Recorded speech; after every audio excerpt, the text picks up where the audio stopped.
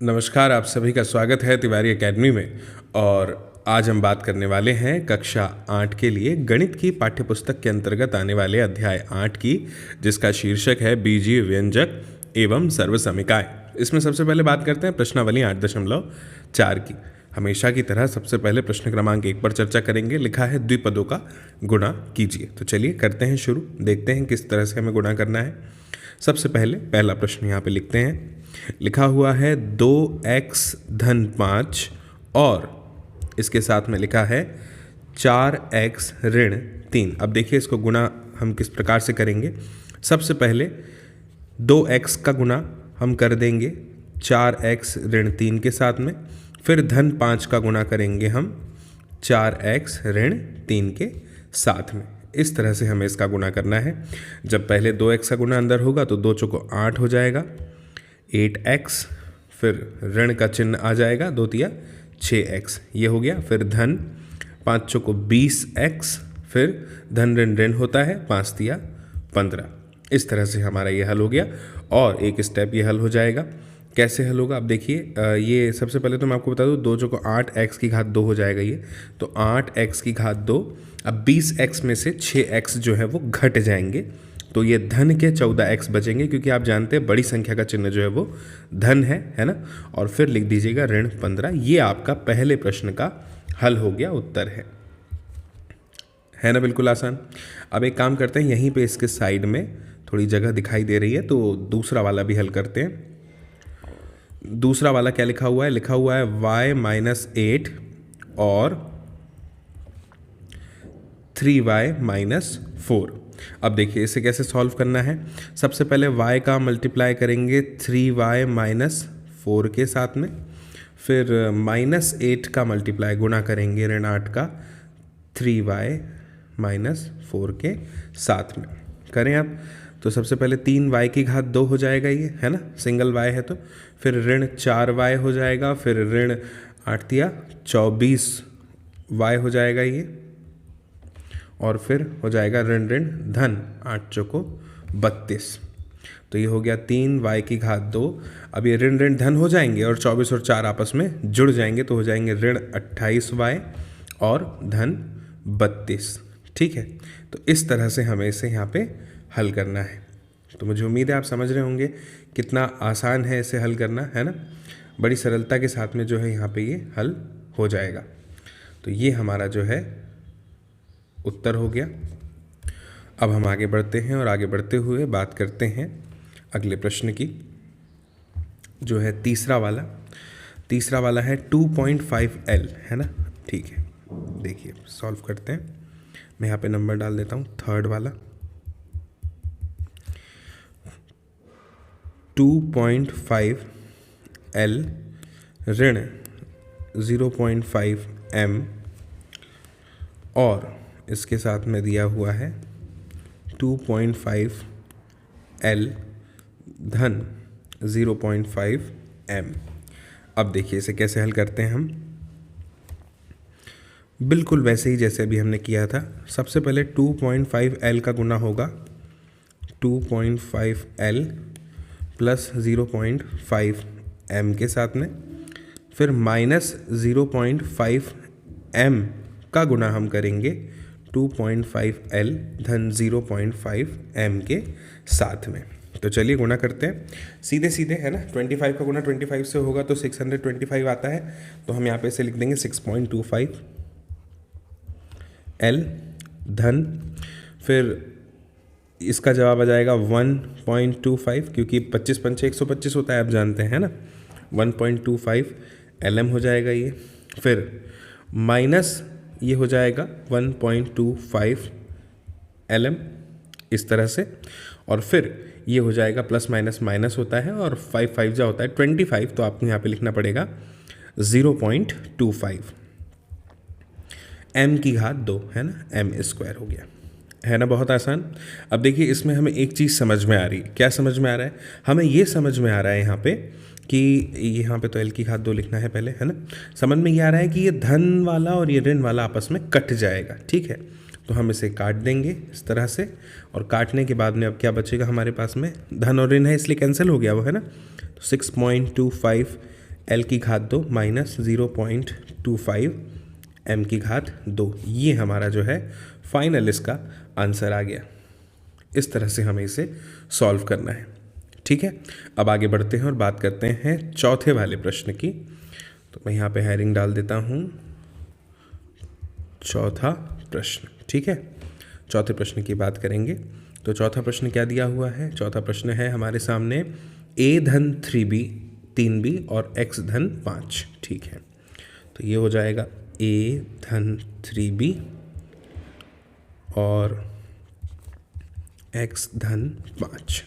अब इसे हल करते हैं। देखिए कैसे हल होगा। ये बड़ी सरलता से हल हो जाएगा। पहले a का गुणा करना पड़ेगा x धन 5 के साथ में, फिर धन 3b का गुणा करना पड़ेगा x धन 5 के साथ में। तो ये हो जाएगा ax धन 5a धन 3bx धन 15b। इस तरह से ये यहाँ पे हल हो जाने वाला है ना।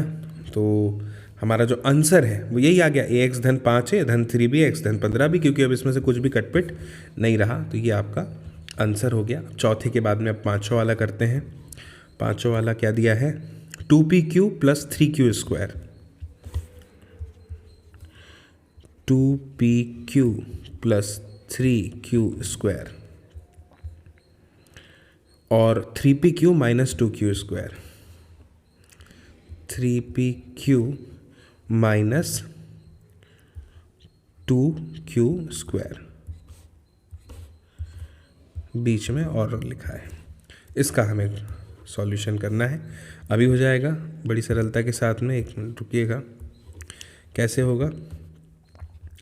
2pq का पहले गुना होगा 3pq माइनस 2q स्क्वायर के साथ में, फिर प्लस 3q स्क्वायर का गुणा कर देंगे 3pq माइनस 2q स्क्वायर के साथ में। ठीक है, अब गुणा करेंगे तो देखिए 2 तिया कितना हो जाता है? 6 p की घात 2 q की घात 2 ऋण 2 दूनी कितना हो जाएगा? 4 p q की घात 3। ऐसा आ जाएगा। धन 3 तिया कितना होता है? 9 p q की घात 3 ऋण 3 दूनी कितना हो जाएगा? 6 q की घात 4। इस तरह से आपको इसे यहाँ पे हल करना पड़ेगा। अब देखिए क्या कुछ हल हो रहा है क्या? बिल्कुल हो रहा है। पी क्यू की घात 3 वाले पद यहाँ पे 2 समान दिख रहे हैं, तो 9 में से 4 घट जाएगा, क्योंकि 9 धन का है और 4 ऋण का है। तो 9 में से 4 घटेगा तो 5 बचेगा, लेकिन धन का बचेगा क्योंकि बड़ी संख्या का चिन्ह धनात्मक है। तो आपको यहाँ पे लिखना पड़ेगा 6 पी की घात 2 क्यू की घात 2 धन 5 पी क्यू की घात 3 ऋण 6 क्यू की घात 4। और यही जो है आपका क्या है? उत्तर है, फाइनल आंसर है ना। बहुत आसान।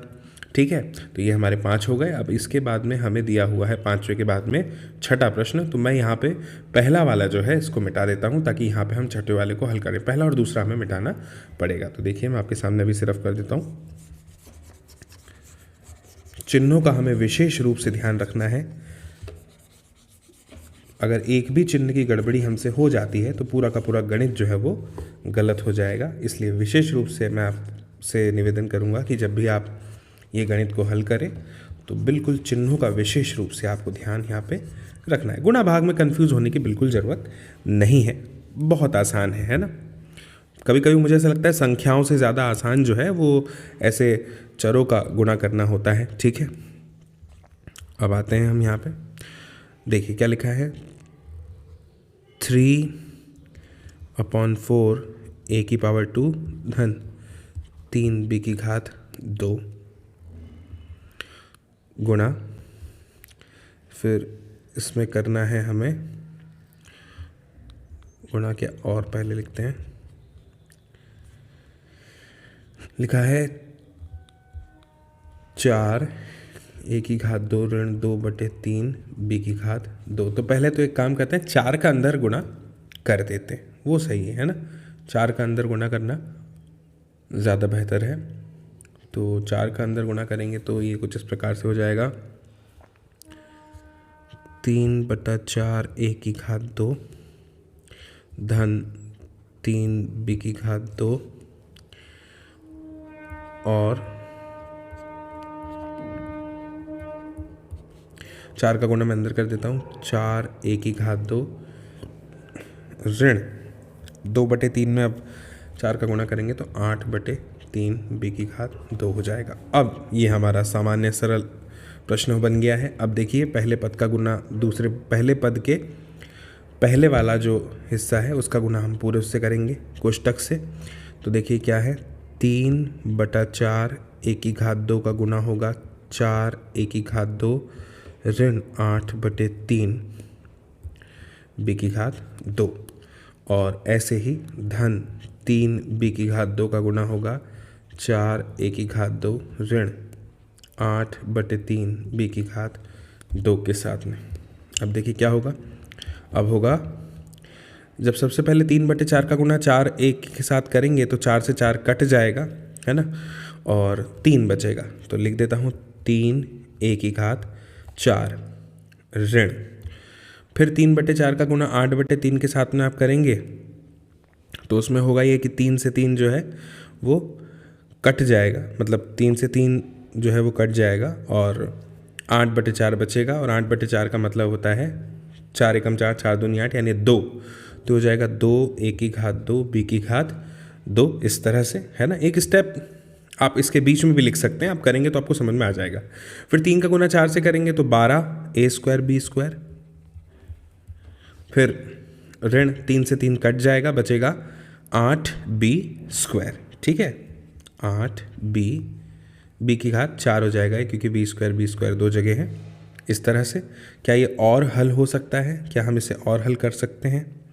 तो हम इसे और हल ऐसे कर सकते हैं कि ये 12 a की घात 2 b की घात 2 में से 2 a की घात 2 b की घात 2 घट जाएगा और बड़ी संख्या का चिन्ह यानी कि धन आ जाएगा। तो आपको यहाँ लिखना है 3 a की घात 4 धन 10 a की घात 2 b की घात 2 ऋण 8 b की घात 4। ये जो है हमारा फाइनल आंसर यहाँ पे होने वाला है। तो आप चाहें तो इसका स्क्रीनशॉट ले सकते हैं, बहुत ही सरल गणित है ये। तो 6 हमने कर लिए यहाँ पे। अब हम जो है आगे बढ़ते हैं प्रश्न क्रमांक 1 के बाद में और बात करते हैं प्रश्न क्रमांक 2 की, है ना। देखते हैं क्या है प्रश्न क्रमांक 2 हमारे सामने दिया हुआ है। गुणनफल हमें जो है यहाँ पे ज्ञात करना है, तो अभी कर देते हैं। सबसे पहले पहला प्रश्न हमारे सामने है। क्या है पहला प्रश्न? 5 ऋण 2x 3 धन x। जैसा अभी हमने ऊपर किया वैसा ही करना है, कुछ भी अलग से नहीं करना। 5 ऋण 2x 3 धन x, तो इसको कैसे हल करेंगे हम? मैं यहीं कर देता हूँ।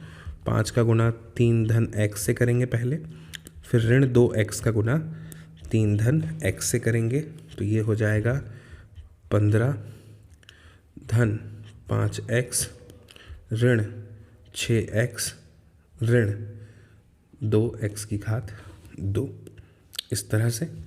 तो अब ये ऋण 6 में से एक 5 घट जाएगा तो ऋण x बचेगा, तो 15 ऋण x ऋण 2x की घात 2, ये आपका उत्तर है, ठीक है।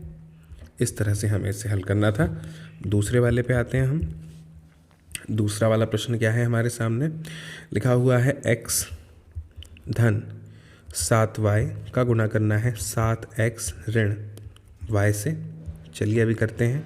सबसे पहले x का गुणा करते हैं 7x ऋण y से, फिर धन 7y का गुणा करते हैं 7x ऋण y से, तो ये हो जाएगा 7x की घात 2 ऋण xy धन 49xy ऋण 7y की घात 2। तो आपको लिखना है 7x की घात 2, एक घट जाएगा तो बचेगा धन 48xy ऋण 7y की घात 2। ये जो है आपका उत्तर आ गया है यहाँ पे, ठीक है। अब तीसरा वाला करते हैं हल। तीसरा वाला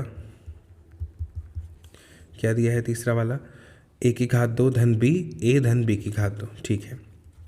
a की घात 2 धन b a धन b की घात 2, इसको हल करेंगे तो देखिए कैसे होगा। ये थोड़ा सा नीचे से कर देता हूँ। a की घात 2 का गुना पहले आपको करना है a धन b की घात 2 से, फिर धन b का गुना आपको करना है a धन b की घात 2 से। ठीक है, तो ये हो जाएगा a की घात 3 धन a की घात 2 b की घात 2 धन ab और हो जाएगा धन b की घात 3। अब देखिए कुछ भी इसमें से कटपिट नहीं रहा है, तो यही जो है हमारा उत्तर है। ठीक है, मैं इसके आगे लिख देता हूँ, यही क्या है, हमारा उत्तर है। इस तरह से हमें करना था। अब चौथे वाले पे आते हैं हम। चौथा प्रश्न क्या है, p की घात 2 ऋण q की घात 2 और 2p धन q। ठीक है, p की घात 2 ऋण q की घात 2 और फिर लिखा हुआ है 2p धन q। ठीक है, अब देखिए इसको कैसे हल करना है। यहाँ पे सबसे पहले p की घात 2 का गुना होगा 2p धन q के साथ में, फिर ऋण q की घात 2 का गुना होगा 2p धन q के साथ में। अब क्या हो जाएगा, 2p की घात 3 धन p की घात 2q ऋण 2p q की घात 2 धन q की घात 3। और मैं आपको बता दूं कि यही आपका जवाब है, क्योंकि इसमें और ज़्यादा हम इसे हल यहाँ पे नहीं करते है ना, कर नहीं सकते। तो ये हमारा उत्तर हो गया फाइनल। और इस तरह से ये सारी की सारी प्रश्नावली का ये जो सारा का सारा प्रश्न है, प्रश्न क्रमांक 2 मेरे कहने का मतलब, वो हल हो गया। आप चाहें तो इसका स्क्रीनशॉट यहाँ पे ले सकते हैं। अब हम आगे बढ़ते हैं और बात करते हैं प्रश्न क्रमांक 3 की। तो प्रश्न क्रमांक 3 हमारे सामने है, लिखा हुआ है सरल कीजिए। ठीक है, अभी सरल कर देते हैं, बहुत आसान काम है, इसमें भी कुछ नहीं करना है, बस जो पद साथ में गुणे में लिखे हैं उनका गुणा करना है और जो गुणे के बाहर लिखे हैं उनको जोड़ना है, घटाना है, जैसा कि चिन्ह हमें बताएंगे क्या करना है। ठीक है, तो बहुत ध्यान से करना पड़ेगा, क्योंकि इसमें जो कुछ प्रश्न हैं जैसे चौथा, पाँचवा है ना, सातवां, ये प्रश्न ऐसे हैं जिसमें थोड़ा ध्यान देने की ज़रूरत पड़ेगी। बाकी में भी देना है ना, तो थोड़ा स्टेप बाय स्टेप करेंगे, देखिएगा। सबसे पहले मैं पहला प्रश्न आपके सामने करता हूँ। तो पहला प्रश्न है हमारे सामने जो दिया हुआ है, x की घात 2 ऋण 5 और साथ में दिया है x धन 5 और फिर लिखा है धन 25। अब देखिए इसे किस तरह से हल करते हैं हम। कुछ नहीं करना, सबसे पहले तो गुणा करेंगे। x की घात 2 का गुणा होगा x धन 5 के साथ में, फिर ऋण 5 का गुणा होगा x धन 5 के साथ में और धन 25 जैसा का वैसा। अब x की घात 2 का गुना x के साथ होगा तो हो जाएगा x की घात 3 धन 5x की घात 2 ऋण 5x धन और ऋण हो जाएगा 25 धन 25। ठीक है, इस तरह से ये हो जाएगा। तो अब देखिए इसे कैसे हल करना है हमें। धन 25 से ऋण 25 यहाँ से कट जाएगा, तो हमारे पास में बचेगा x की घात 3 धन 5x की घात 2 ऋण 5x। और यकीन मानिए यही जो है हमारा उत्तर है। ठीक है, यही हमारा उत्तर है। मैंने यहाँ पे लिख दिया आपके सामने उत्तर। आप इसका स्क्रीनशॉट ले लीजिए। पहला प्रश्न इतनी ही सरलता के साथ में हल हो जाएगा। अब मैं पहले वाले प्रश्न को यहाँ से मिटा रहा हूँ, यहीं पे मैं दूसरा वाला करने वाला हूँ। ठीक है, तो ये मैंने इसको मिटा दिया।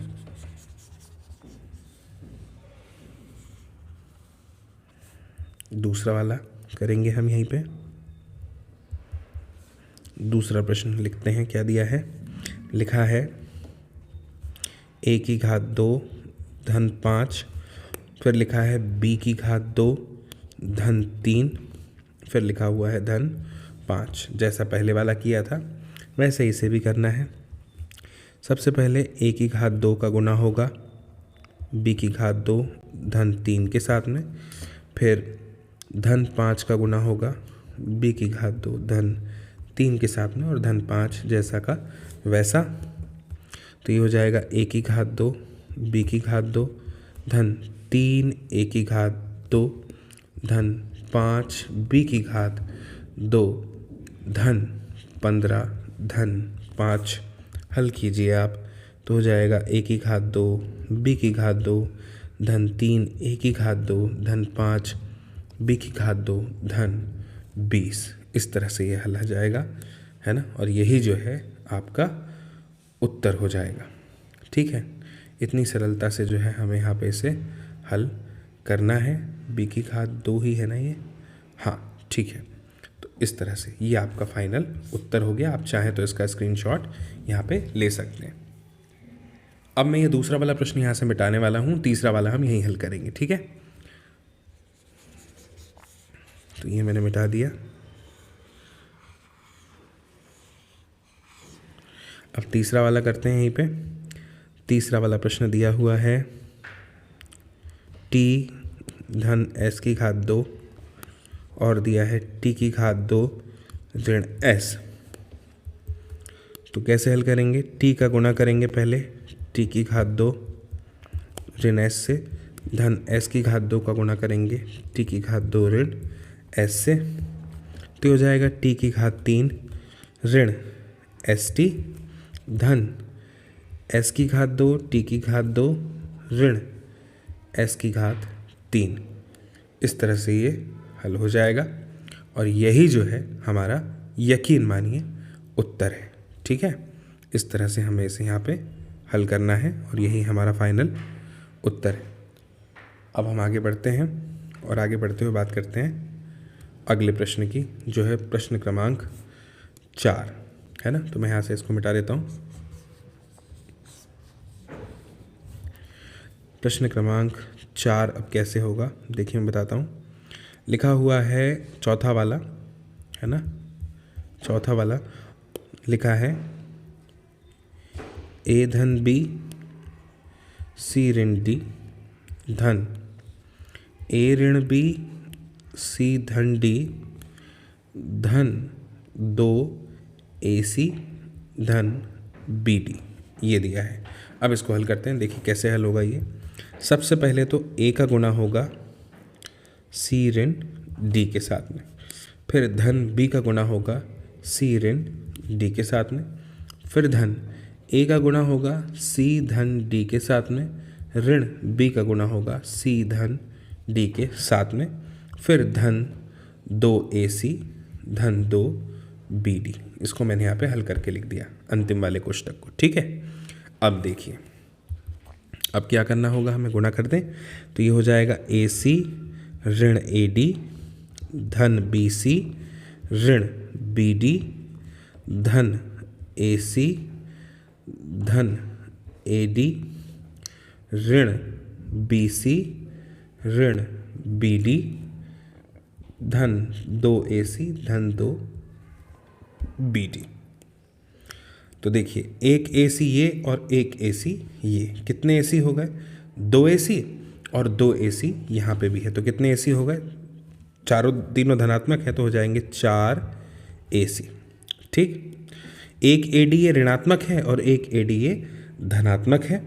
तो आप जानते हैं ये ऋणात्मक से धनात्मक जो है वो कट जाएगा, इसको हमें नहीं लिखना है।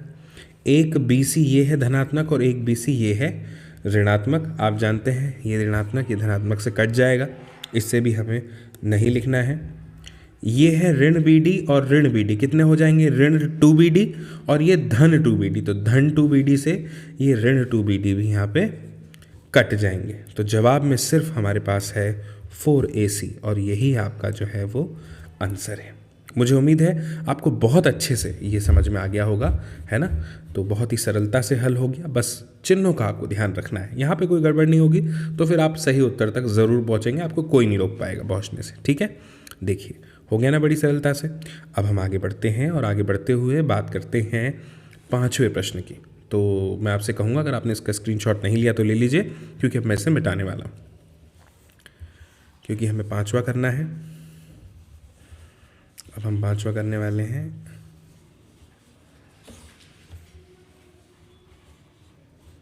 ठीक, ये 5वां वाला उतार लेता हूँ। प्रश्न क्या लिखा हुआ है? x धन y 2x धन y धन x धन 2y x ऋण y। तो सबसे पहले x का गुणा करेंगे आप 2x धन y के साथ, फिर धन y का गुणा करेंगे 2x धन y के साथ, फिर धन x का गुणा करेंगे x ऋण y के साथ, फिर धन 2y का गुणा करेंगे x ऋण y के साथ। तो x का गुणा जब 2x से होगा तो हमारे पास में आ जाएगा 2x की घात 2। एक्स का गुणा वाई से करेंगे तो आ जाएगा एक्स वाई, धन वाई का गुणा 2x से करेंगे तो हो जाएगा 2xy, धन y की घात 2, धन x की घात 2, ऋण xy, धन 2xy, ऋण 2y की घात 2। ठीक है, चलिए अब हल करते हैं। सबसे पहले एक काम करते हैं, समान पदों को साथ में लिख देते हैं। जैसे 2x की घात 2 धन x की घात 2, है ना। तो 2x की घात 2 धन x की घात 2, फिर एक्स वाई वाला एक पद ये हो गया और एक पद ये हो गया, और एक पद ये हो गया और एक पद ये हो गया। इन्हें भी साथ में लिखते हैं तो आ जाएगा धन एक्स वाई, धन 2xy, ऋण एक्स वाई, धन 2xy। ठीक, इस तरह से ये हो गया हमारा। अब बचे हुए पद y की घात 2 वाले साथ में लिख देते हैं, तो धन y की घात 2, ऋण 2y की घात 2। अब हल करें तो 2 और 1 ये हो जाएगा 3x की घात 2, है ना, और ये हो जाएगा 3xy, 1 से ये काट दो, है ना, 2 और 2 हो गए कितने, 4xy। तो लिख दो धन 4xy, और ये हो जाएगा ऋण y की घात 2, है ना, ऋण y की घात 2। तो ये जो है हमारा उत्तर आ गया है। ठीक है, आप चाहें तो इसका स्क्रीनशॉट ले सकते हैं। बड़ी सरलता के साथ हल हो गया, इसी तरह से हल यहाँ पे करना था। ठीक है, 5वां प्रश्न भी हमारा हो गया। अब हम आगे बढ़ेंगे और अब 6वां वाला प्रश्न जो है यहाँ पे हमें हल करना है। तो मैं इसको मिटा रहा हूँ आपके सामने।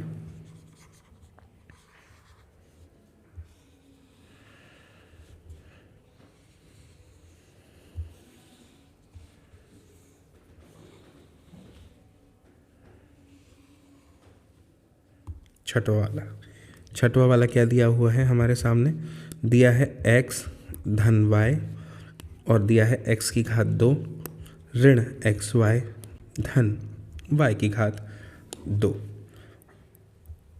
ठीक है, ये दिया। तो चलिए अब इसे हल करते हैं। कैसे हल होगा, ये बहुत सरल है। x का गुना पहले करेंगे आप x की घात 2, ऋण xy, धन y की घात 2 से, फिर धन y का गुना करेंगे आप x की घात 2, ऋण xy, धन y की घात 2 से। तो हो जाएगा x की घात 3, ऋण x की घात 2y, धन xy की घात 2, धन x की घात 2y, ऋण आपको लिखना पड़ेगा x y की घात 2, धन धन धन ही होता है y की घात 3। हो गया। अब देखिए क्या करना है आपको, समान घात वालों को तो लिखना ही है। तो ये आ जाएगा x की घात 3, है ना। अब ये x की घात 2 वाले 2 पद हैं हमारे सामने, एक धन में और एक ऋण में, तो इसको मैं काट देता हूँ। ठीक है, ये y की घात 2 वाले भी 2 पद हैं, एक धन में एक ऋण में, इसको भी काट दीजिए। तो बचेगा x की घात 3 धन y की घात 3, और यकीन मानिए यही आपका उत्तर है। आप इसका स्क्रीनशॉट यहाँ पे ले लीजिए। कितना आसान है 6वां प्रश्न, है ना। ठीक है, अब हम 7वां करने वाले हैं। आपने इसका स्क्रीनशॉट ले लिया है तो अच्छी बात है। अब मैं इसे मिटाने वाला हूँ, है ना। तो ये मैंने इसे मिटा दिया।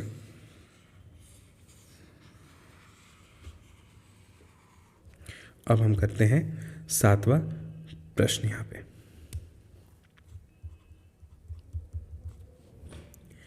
7वां प्रश्न कर रहे हैं, तो यहाँ पे लिखा हुआ है 1.5x ऋण 4y, और ये हो जाएगा 1.5x धन 4y धन 3।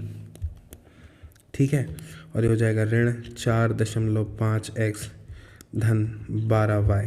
ठीक है, अब इसे हल करते हैं तो ये हो जाएगा 1.5x का गुणा करना पड़ेगा हमें 1.5x के साथ में, धन 4y के साथ में, धन 3 के साथ में, फिर ऋण 4y का गुणा करना पड़ेगा 1.5x धन 4y धन 3 के साथ में, और फिर ऋण 4.5x धन 12y जैसा का वैसा। तो गुणा कर देते हैं ना, 15 गुणा 15 से करेंगे तो 225 होता है, यानी 2.25x की घात 2 धन 15 का गुणा 4 से करेंगे तो 60 होता है, यानी 6.0 xy हो जाएगा ये, है ना। फिर 15 गुणा 3 से करेंगे तो 45 होगा, तो हो जाएगा 4.0 धन भी आएगा 4.5 x, ठीक है। फिर ऋण 4 का गुणा 15 से करेंगे तो वही 60 आएगा, है ना, यानी ऋण 6.0 x y। फिर इसके बाद में ऋण धन ऋण होता है, 4 चौको 16 y की घात 2 हो जाएगा, और ऋण धन फिर ऋण होता है, ठीक हो जाएगा 4 तिया 12 y, ठीक है।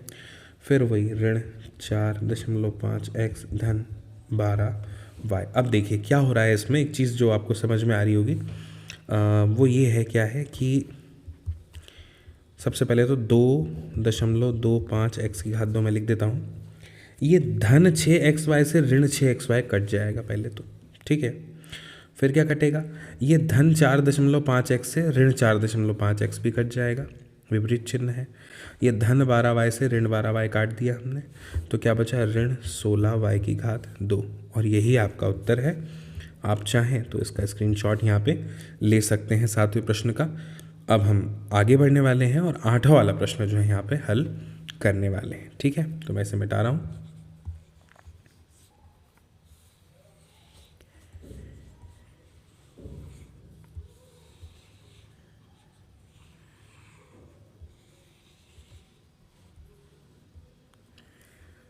आठवां वाला प्रश्न क्या है, a धन b धन c का गुणा करना है a धन b ऋण c से। अभी करते हैं, a का गुणा करेंगे a धन b ऋण c से, धन b का गुणा करेंगे a धन b ऋण c से, धन c का गुणा करेंगे a धन b ऋण c से। तो हो जाएगा a की घात 2 धन ab ऋण ac धन ab धन b की घात 2 ऋण bc धन ac धन bc ऋण c की घात 2। इस तरह से ये हो जाएगा। अब देखिए, पहले समान घात वालों को लिखते हैं, a की घात 2 धन b की घात 2 ऋण c की घात 2। ए बी वाले पद और कौन कौन से हैं, एक ये धन ए बी है, एक ये धन ए बी है, और तो ए बी नहीं है, तो ये एक और एक कितने हो जाएंगे, धन 2 ए बी, ठीक है। ए सी वाले पद कितने हैं, एक ये ऋण ए सी और एक धन ए सी, तो ऋण ए सी से तो धन ए सी को हम यहीं पे काट देंगे, है ना। अब बचा ऋण बी सी और धन बी सी, तो ये भी आपस में कट जाएगा। हमारे पास में जो बचा वो यही है, ए की घात 2 धन बी की घात 2 ऋण सी की घात 2 धन 2 ए बी, और यही जो है आपका उत्तर है 8वें वाले का। चाहे तो आप इसका स्क्रीनशॉट ले सकते हैं, ठीक है। तो ये हमारा जो है यहाँ पे हल हो गया, और ये इस प्रश्नावली का अंतिम प्रश्न था। मुझे उम्मीद है आपको ये प्रश्नावली बहुत अच्छे समझ में आई होगी। आप ज़रूर इस लिंक को शेयर कीजिएगा अपने दोस्तों, मित्रों, साथियों, सहपाठियों, परिजनों के साथ, ताकि वे लोग भी देख पाएँ इस वीडियो को और समझ पाएँ इस जानकारी को। बाकी मेरी फिर आपसे बहुत जल्द मुलाकात होगी अगली नई जानकारी के साथ, नए वीडियो में, और तब तक के लिए आप सभी को मेरा नमस्कार।